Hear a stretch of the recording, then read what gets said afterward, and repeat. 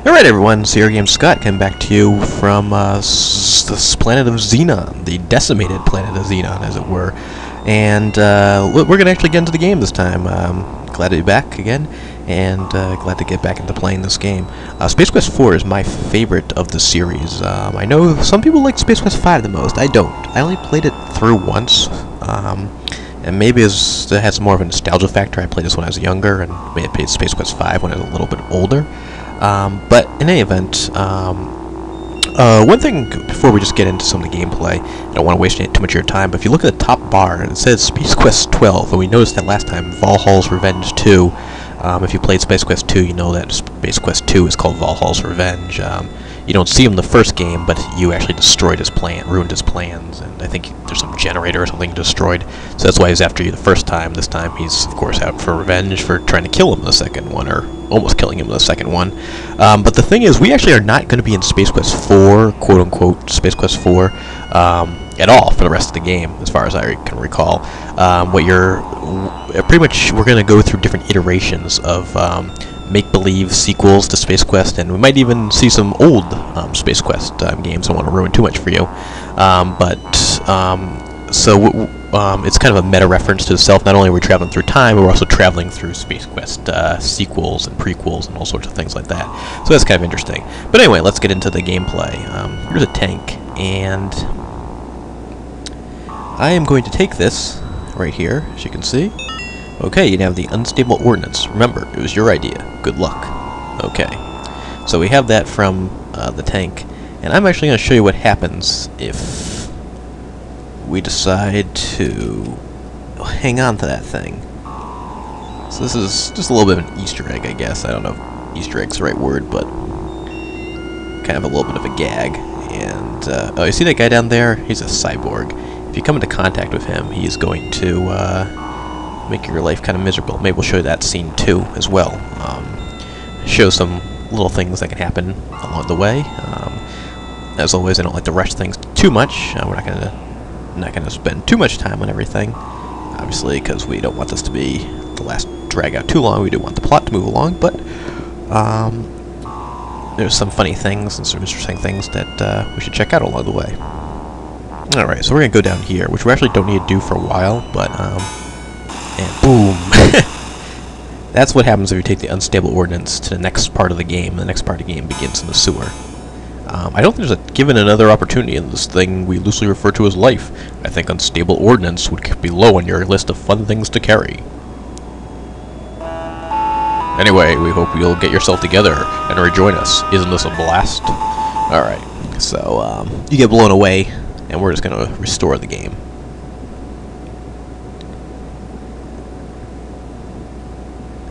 Okay, so actually, you get points for taking that, but you really don't need this at all. I don't even know why they have this in the game. You point it back. A very wise choice, carefully placing the unstable ordnance back inside the tank. You decide some things are better left alone. Alright, so it's generally a pointless thing, but it's something to get you a couple extra points. So if you want full points, make sure you do that. Also, I don't think there's a timer on... let's avoid this guy for... should we encounter? We'll avoid him for now. I'm sure I'll bump into him later. Pardon me, what was I saying? Oh yes, I don't think there's any timer on the unstable ordnance, so you could walk around the top part of Xenon for as long as you want. It won't blow up on you. It'll just, when you try to get to the next sequence of the game, in the sewer as we saw, you're going to blow up regardless, so don't carry that around. Alright, I'm not going to look at everything, just because I pretty much know what it is. After taking a quick look around to reassure yourself the place is as dead as it looks, you achieve personal acquisition of the Pocket Pal TM laptop. Alright, so you need that, and we can just walk away. Alright, so laptop will come in handy later on.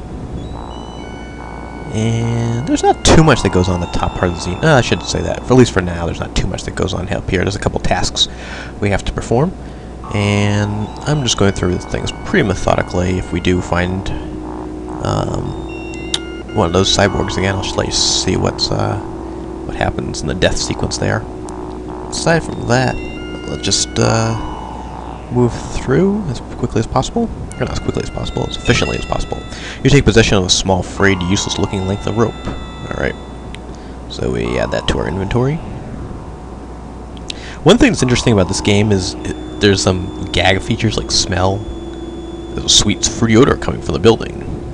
And I'm not going to do it for everything, and also taste, which is in pretty much Wildberry. And I think this was one of the first games to actually use the icons. One of the first VGA games for Sierra's adventure games. I think King's Quest V was actually the first, but maybe this was earlier. Anyway, in any event, but most of them, even though they have all these things, virtually none of them have these things. Have the smell and the taste. And as far as I know, they're just gags. I'm not going to lick and smell everything, just because that would take up so much time. But maybe if we get a dead spot or something, I'll try to do it and see if what humorous messages would come up. If anyone knows of anything particularly funny, feel free to add it to the comments section, and I'll preferably before I get to the scene. Though I do make these videos usually at once, so we'll see.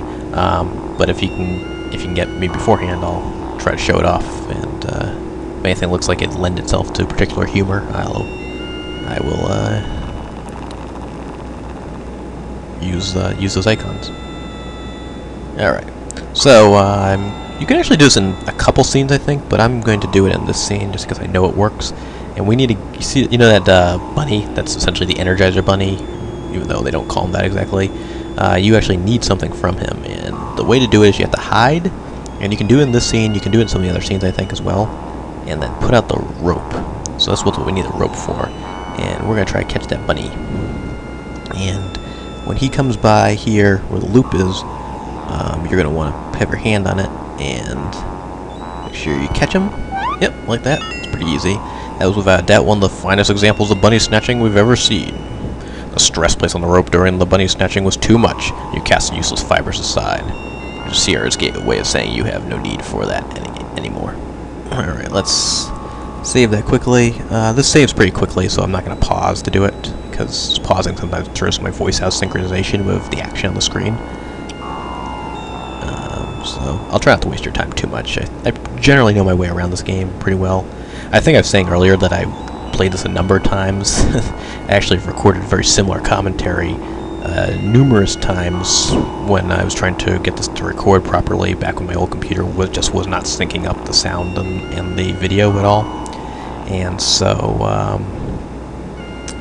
I actually am very familiar with this, but doesn't sound like it though, because I haven't done the commentary for a little while, so apologize if rambling a little bit more than usual. Hopefully I can get back into the swing of things and get things working, or running a little more smoothly. Okay, so supposedly I should be able to touch the bunny has something.